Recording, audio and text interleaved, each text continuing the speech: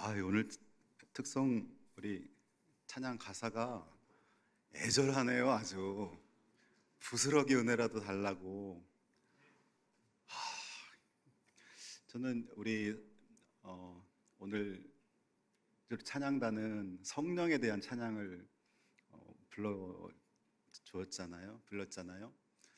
제가 이제 로마서 8장 성령에 관해서 주로 말씀을 전할 텐데, 우리 찬양단이 부르신 곳에서라는 찬양, 그리고 또 성령을 사모하는 찬양을 부르면서 하나님께서 이 말씀을 선포하는 데 있어서 마음을 열어주시는구나.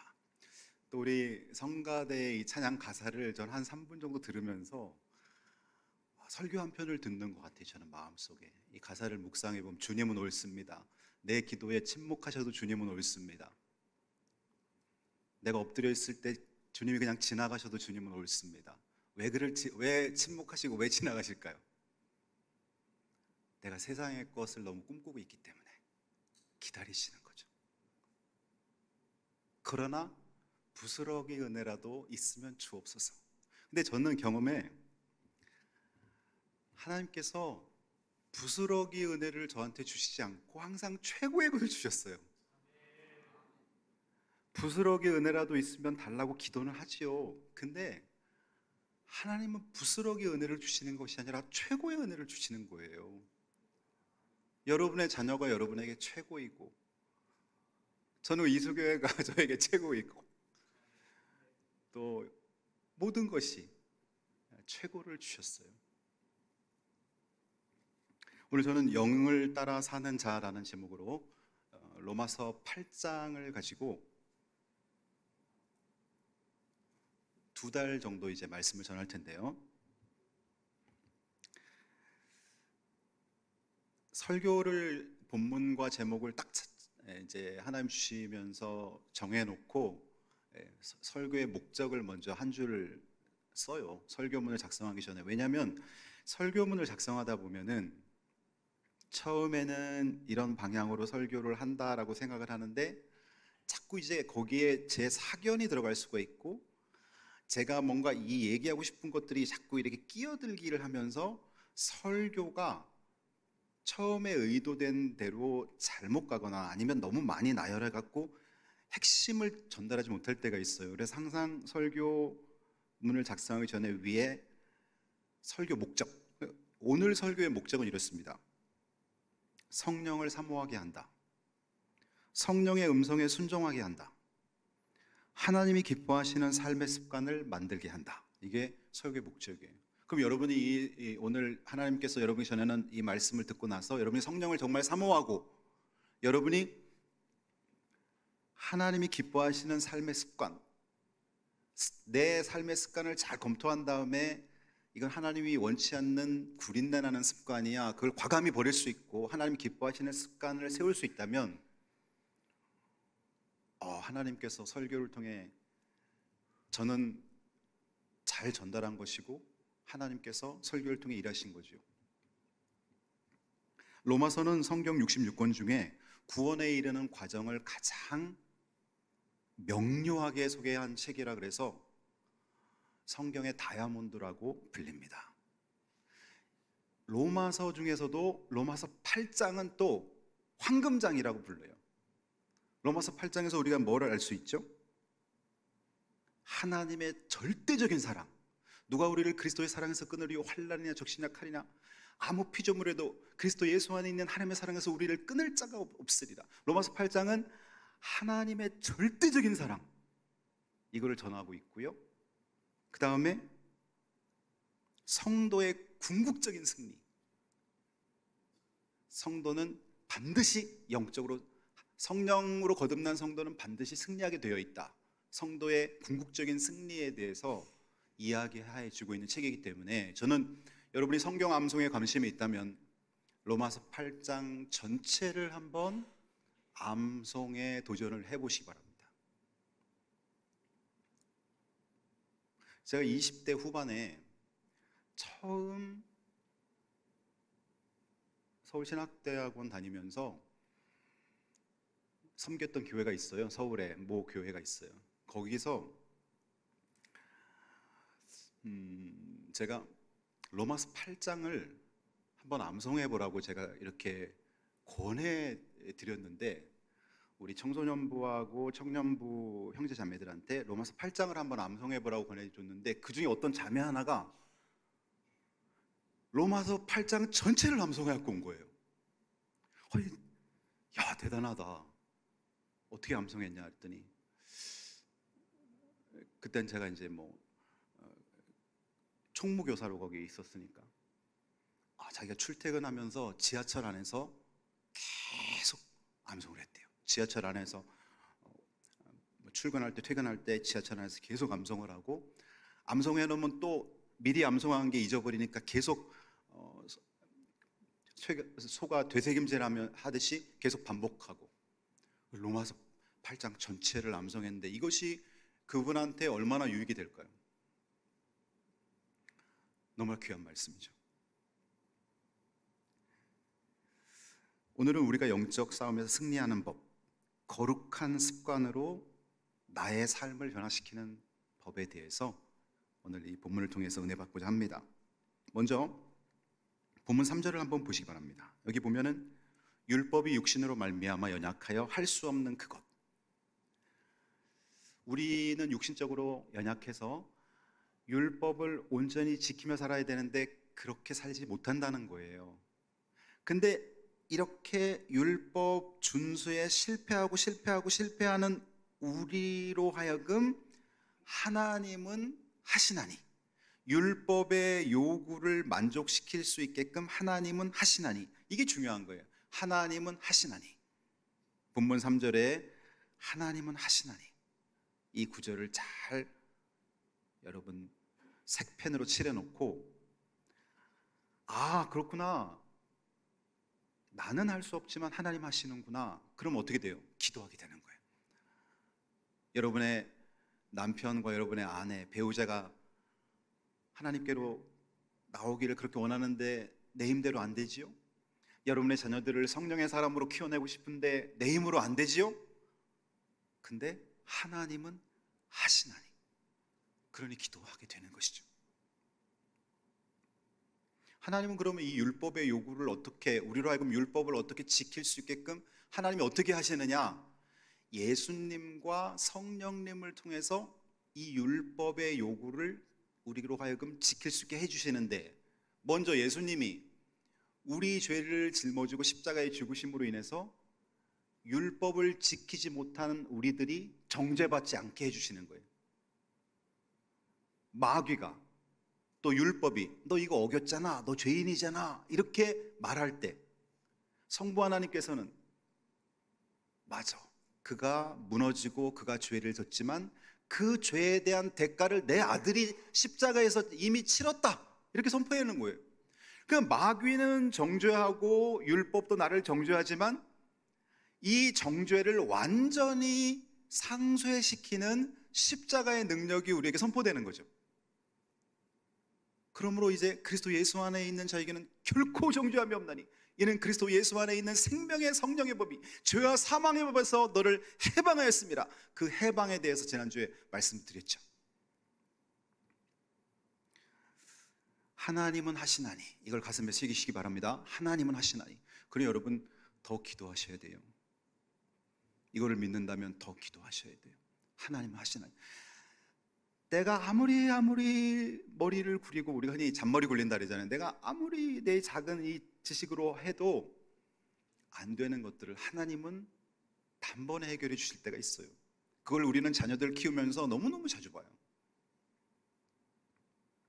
마가복음 9장 28절에 보면요, 예수님께서 말씀을 전하는데 어떤 그 동네, 그리고 그 무리에 있던 사람 중에 자기 아들이 귀신 들려갖고 죽어가는데 간절한 마음으로 그 아들을 고쳐달라고 데려온 한 남자가 있었습니다. 이 귀신 들린 아이를 데려왔는데 제자들에게 데려왔어요. 예수님의 제자들, 12제자들에게. 근데 예수님의 제자들이 여러 가지 방법으로 기도도 해주고 했는데 고치질 못하는 거예요. 이 귀신이 떠나질 않는 거예요. 그래 결국은 예수님 앞에까지 이 귀신 들린 아기를 데리고 왔어요. 아이를. 예수님께서 그 아이에게서 귀신이 떠나게 하는 축귀, 귀신이 나가게 하는 축귀 사역을 하셨어요. 그러고 났더니 제자들이 우리는 안 되나 봐. 예수님은 하나님이시로서 되나 봐. 역시 예수님과 우리는 차이가 많지. 뭐 이런 생각도 했겠죠. 그러면서 예수님께 질문 하나를 합니다. 오늘 28절, 집에 들어가심에 제자들이 조용히 묻되 우리는 어찌하여 능히 그 귀신을 쫓아내지 못하였나이까. 이르시되 기도 외에 다른 것으로는 이런 종료가 나갈 수 없느니라 하시니라. 따라해 보십시오. 기도 외에 다른 것으로는 이런 종료가 나갈 수 없느니라. 이 구절을 암송하십시오. 기도 외에 다른 것으로는 이런 종료가 나갈 수. 이런 종료라는 건 뭘까요? 귀신을 쫓아내는 신적 능력, 하나님의 영적 싸움에서 하나님의 능력이 나가는 것들, 이런 종류라는 것은 영적인 일을 말하는 거죠. 영적인 일은 영적 권세를 가진 사람을 불러오는 것 외에는 우리가 마귀를 이길 수 없다는 거죠. 영적 권세를 가진 분을 불러오는 행위, 그게 기도라는 거예요. 그래서 예수님은 우리에게 말씀하신 거예요. 마태복음 7장 7절부터 11절, 구하라 그러면 주실 것이요, 찾으라 그러면 찾을 것이요, 두드리라 그러면 열릴 것이니라. 너희가 악한 자라도 자식에게 좋은 것 줄 줄 알거든. 하물며 천부께서, 하늘에 계신 아버지께서 구하는 자에게 좋은 것을 주지 않겠느냐. 예수님 말씀하셨잖아요. 아버지를 불러라. 힘들고 어려운 일 있을 때 아버지를 불러라. 근데 아버지를 안 부르려고 그러죠. 내 경험으로 해결하려고 그러고 돈과 권력으로 해결하려고 하죠. 우리는 자녀를 위해서도 정말 눈물로 간절히, 때로는 작정 기도를 수십 번 반복해서 하면서 기도하셔야 돼요. 여러분 자녀를 위해 기도하잖아요. 그럼 그 아이가 예를 들어서 반항적인 아이라고 예를 든다면, 반항적인 아이였다고 쳐요. 그리고 그 아이가 세상을 비탄하고 굉장히 신세한탄을 하는 부정적인 아이라고 쳐요. 아무리 설득하고 아무리 부모가 얘기해도 안 돼요. 근데 하나님이 어느 날 그 아이에게 친구를 만나게 해주는데, 자기보다 더 심각한 상황에서 감사하며 사는 친구를 만나게 해주는 거예요. 그게 변화가 되는 거예요. 남자친구가 생기고 여자친구가 생겼는데 성령으로 거듭난 그리스도인을 그 아이가 만나게 되는 거예요. 바뀌는 거예요, 사람이. 하나님이 하시는 방법은 놀라운 것입니다. 기도해야죠. 나 예수 은혜로 구원받았으니까 나 이제 기도 안 해도 돼. 여러분, 구원은 은혜로 받는 거지만 응답은 눈물 나는 처절한 기도로 받는 거예요. 그렇지 않다면 어찌 하나님께서 너는 내게 부르짖으라, 내가 내게 응답하겠고 내가 알지 못하는 크고 은밀한 일을 너에게 보여주리라. 예레미야 33장 3절의 말씀. 왜 그런 말씀이 나오겠어요? 너희가 내 안에 거하고 내 말이 너희 안에 거하면 무엇인지 원하는 대로 구하라, 그럼 이루리라. 왜 이런 말이 나오겠어요?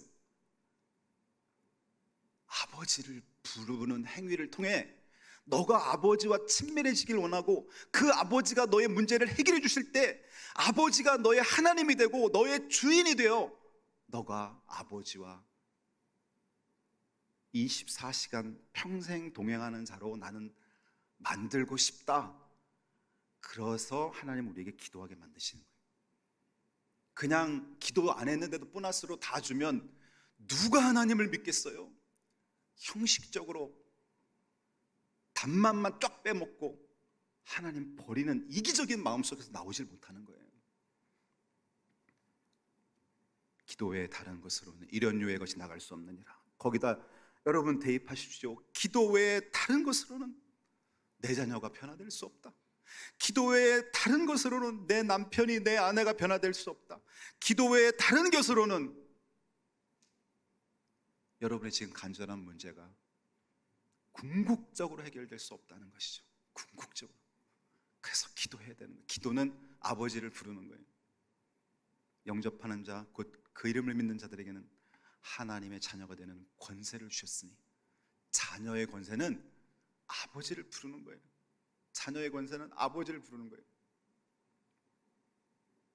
어제 아동부 성경학교를 하는데 우리 교회 김선희 집사님이 이제 김상민 집사님 어디 계세요? 김상민 집사님 딸 둘이 있잖아요. 예슬이하고 예지. 근데 예슬이는 이제 아동부니까 6층에서 성경학교를 참석을 하는데, 성경학교 아이들 기도를 해주고 이제 저는 밑에 2층에 제 방에 있는데 울음소리가 막 간절한 울음소리가 들리는 거예요. 그래서 밖에서 처음에는 큰 길가에서 들리는 줄 알고, 근데 소리가 너무 커요. 그 길에 보니까 둘째 예지가, 예지 5살입니까 6살입니까? 5살? 몇 살이에요 예지? 4살? 예지가 4살이랍니다. 4살. 4살 아이가 우는데 어디서 울음소리 크게 들리는데 본당 같아요. 바로. 그래서 이제 문을 열고 나가니까, 제가 이제 2층 엘리베이터 쪽으로 이렇게 해서 문을 열고 나가니까 얘가 이제 6층에서 엄마가 5층에서 아이들 간식 준비하느라고 5층 식당에 있고 얘를 6층에 맡겨놨는데, 엄마 찾으러 얘가 내려왔는데 내려가다 보니까 지하까지 들어간 거예요. 근데 지하까지 내려갔는데 우리 지하 그쪽 밖에 나가는 1층 문은 잠겨 있잖아요. 평상시 이쪽 현관문은 열려 있지만 그 계단으로 하는 문은 주일날만 열어놓거든요. 그 얘가 그 문 앞에서 엄마 어디 갔어? 엄마 어디 갔어? 하면서 막 크게 우는 거예요. 저 깜짝 놀랐어요. 만일 그 소리를 못 들으면 1시간이라도 울고 서 있겠어요. 너 어디냐? 그랬더니 밑에 소리 나요. 내려갔더니 땀을 흘리면서 울고 있어요. 그래서 눈물하고 땀을 닦아주고, 목사님 알지? 이제 편안한, 안심해라.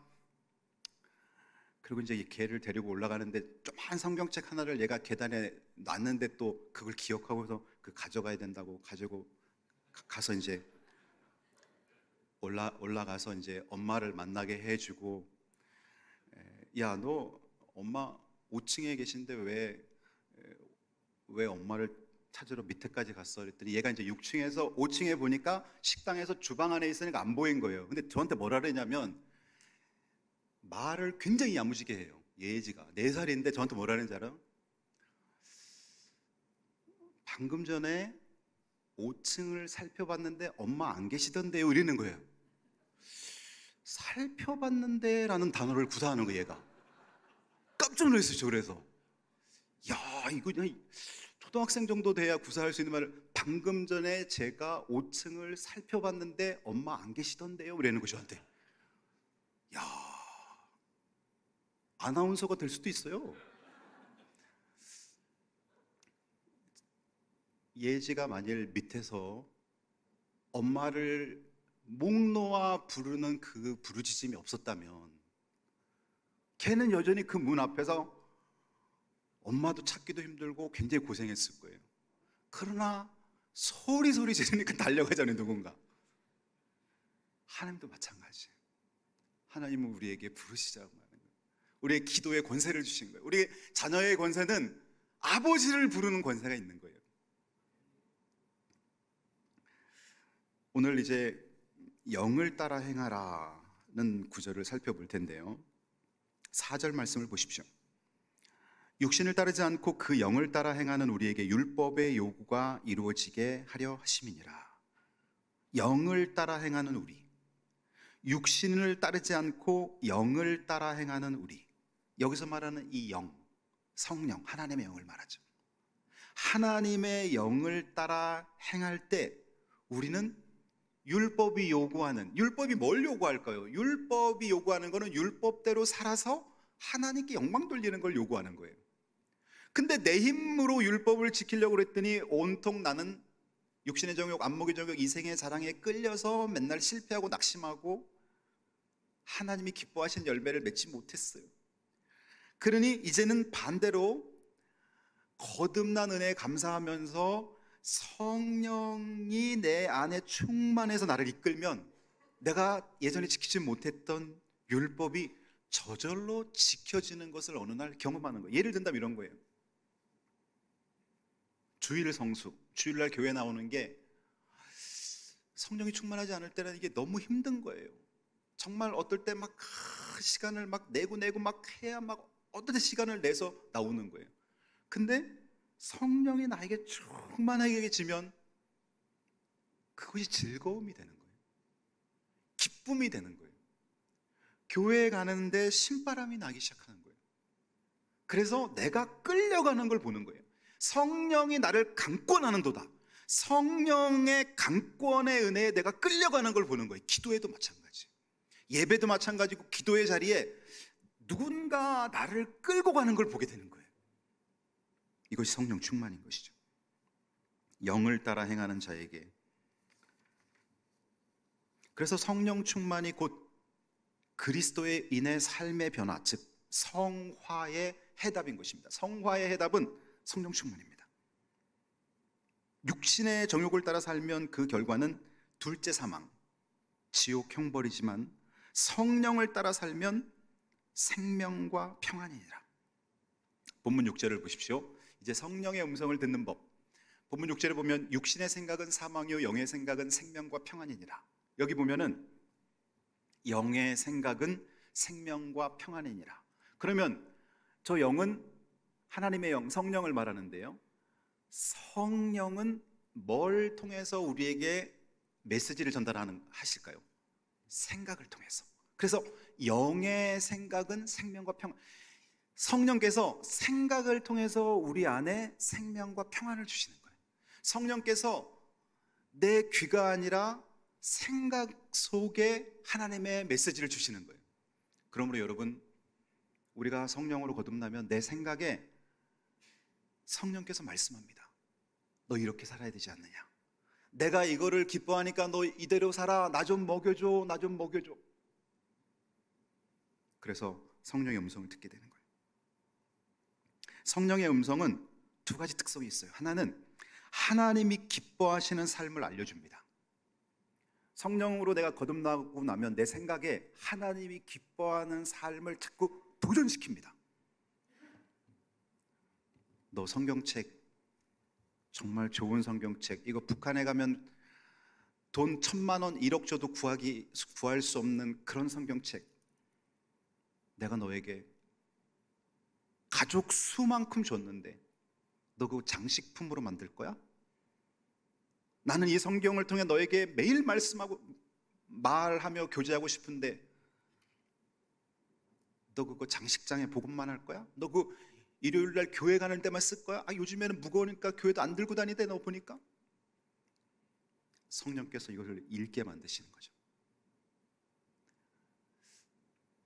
너가 부르짖으면 내가 너에게 응답해 주려고, 내가 너를 위해 준비된 복이 있는데 너 왜 기도 안 해? 근데 그것을 나는 몰랐는데 어느 날 알려주시는 거예요. 내가 너를 기도할 때 주려고 준비하고 있다. 여러분, 우리가 이번에 집중호우가 내렸잖아요. 여러분, 비가 왜 내립니까?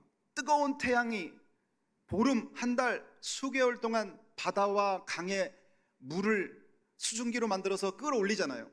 이 수증기가 일정 높이 올라가면 온도가 위는 차니까 이게 이제 구름층을 형성한단 말이에요. 얼어버린단 말이에요. 이게 무거워지면 비로 다시 내리잖아요. 그럼 우리 기도가 수증기가 올라가듯이 하나님 앞에 찔끔찔끔 올라가는 것이 아니라 계속 기도를 드릴 때 하나님이 원하시는 분량이 찰 때 하나님께서 우리에게 준비된 복을 내려주시는 거예요. 여러분 자녀를 위해서 한두 번 기도 안 해본 사람이 어디 있겠어요? 여러분 남편 구원하기 위해, 아내 구원하기 위해 기도 안 해본 사람이 어디 있겠어요? 하나님의 분량에 차도록. 그래서 여러분 간절히 부르짖어 기도하고 눈물로 기도하고, 여러분 기독교인들은 기도할 때만 우는 사람들이에요. 세상에 나가서는 활짝 웃으면서 항상 기뻐하라, 쉬지 말고 범사에 감사하라 당당하게 살다가 주님 앞에 와서는 흐느껴 우는 거예요. 아버지를 부르는 거예요. 아버지가 하셔야 됩니다. 제 힘으로 할 수 없습니다. 아버지가 오셔서 만져주세요 라고 기도하는 것이죠. 그래서 성령의 음성은 하나님이 기뻐하시는 삶을 알려주고요. 지난번에 제가 예화로 든 부산 수영로 교회 원로 목사 정필도 목사님이 그런 예화를 하셨다고 해요. 이분은 새벽 기도 이후에 성도들을 위해 기도하는데 성도들이 수만 명이니까 기도 제목이 뭐 수백 건씩 매일 올라오는 거예요. 그 기도가 계속 바뀌는 거죠. 근데 자기는 그 많은 기도 중에 바뀌지 않고 매일 기도하는 기도 제목이 하나 있다는 거죠. 그것이 뭐냐면은 하나님의 뜻을 알려주세요. 제가 무엇을 하면 하나님께서 기뻐하실지 알려주세요. 그 기도 제목은 변함없이 매일 한다는 거죠. 그분은 성령의 마음을 아시는 분이에요. 하나님이 기뻐하시는 뜻을 알려주시고 제가 무엇을 해야 될지 알려주세요. 하나님이 기뻐하시는 걸 내가 하면요, 하나님 가만히 계시겠어요? 만사형통. 내 가정에 필요한 걸 다 알고 계시고 내 자녀의 연약함과 필요한 거 다 알고 계신 그분께서 내가 하나님이 기뻐하시는 일을 구하고 있고 그 일을 한다고 하는데 그 하나님 가만히 계시겠어요? 그 기도를 우리도 본받아 해야 되겠죠. 여러분도 매일 기도에 빠짐없이 하세요. 하나님, 제가 뭘 하면 기뻐하시겠습니까? 알려주세요. 하나님의 뜻이 무엇인지 알려주세요. 그 기도를 해야 되는 것입니다. 그래서 성령의 음성은 하나님의 기뻐하시는 삶을 알려주시고요. 두 번째, 성령의 음성은 죄를 깨닫게 하여 회개하게 한다는 거죠. 성령은 거룩한 영이기 때문에 죄와 공존하지 않아요. 성령이 우리 안에 충만히 거하시면 죄를 들춰내서 십자가 보혈로 덮는 역사를 하는 거예요. 그러니 성령이 충만한데 회개가 없다, 그건 가짜예요. 다 거짓이에요. 성령이 나에게 오면 엄청난 회개를 하게 되는 거예요. 내가 예수 믿으면서 회개를 못했다, 그건 거듭나지 않은 거죠. 성령이 아직 내 안에 들어오지 않은 거죠. 성령이 들어오면 거룩한 영인데 어찌 죄와 공존하겠어요? 죄를 들춰내서 우리가 만일 우리 죄를 자백하면 그를 미쁘시고 우리 죄를 사하시며 우리를 깨끗게 하신다는 거죠. 성령이 오시면 회개하게 되어 있는 거죠.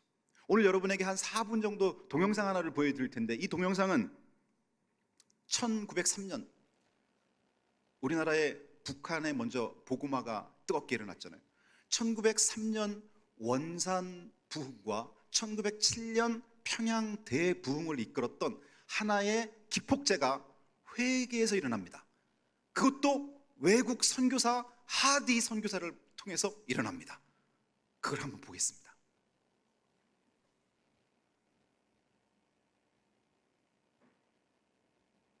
나는 아간과 같은 자입니다. 나는 1년 전 죽은 친구의 유언을 지키지 못하고 돈을 훔쳤습니다. 1907년 1월 평양 장대현 교회 사경회에서 길선주 목사의 이 같은 충격적인 고백이 있은 후 성령 충만을 받은 교회 지도자와 교인들은 자신의 죄를 통해 자복했고, 그해 6월까지 평양 지역에서만 3만 명이 회심하는 역사가 일어났습니다.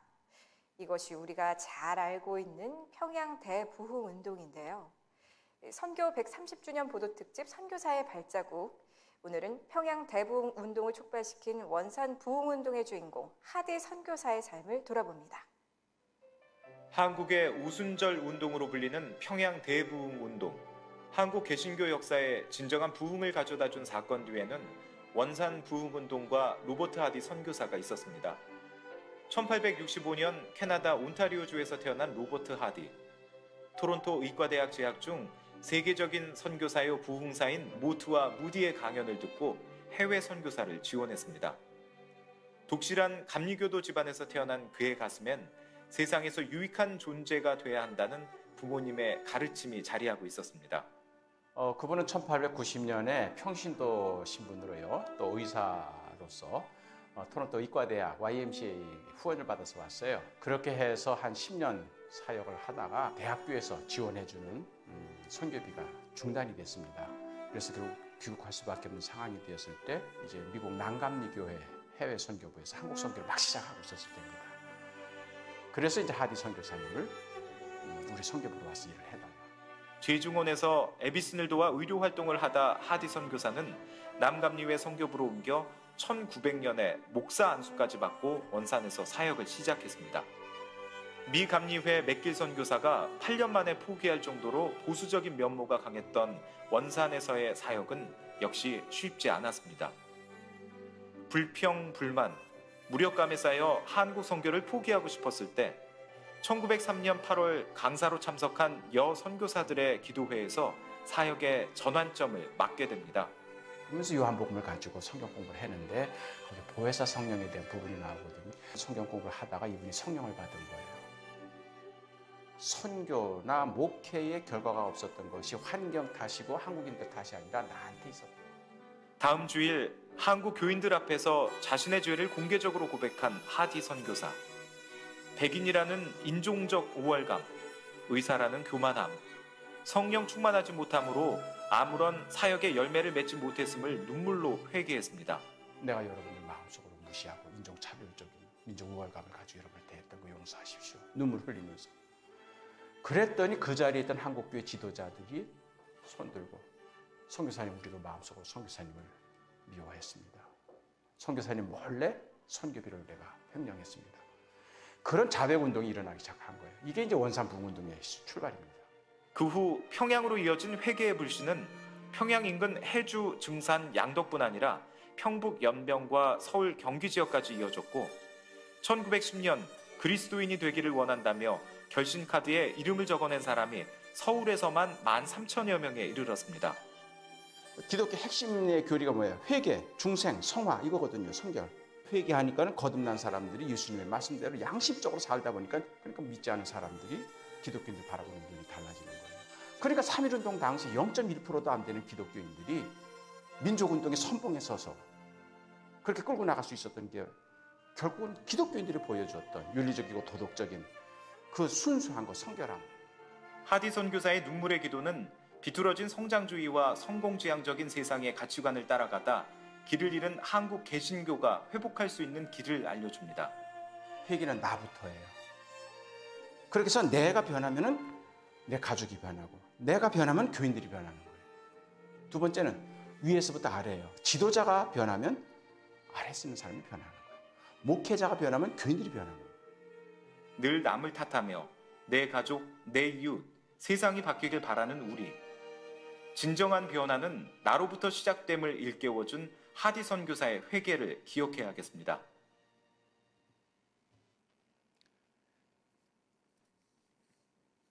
성령께서는 이렇게 회개케 한다는 것이죠. 다른 사람이 바뀌면 좋기를 바라는 것이 아니라 나로부터 변화를 일으켜서 하나님이 나라를 이루시는 거죠. 소망이 있는 거죠. 나로부터 시작되니까. 내가 하면 되니까. 기도하겠습니다.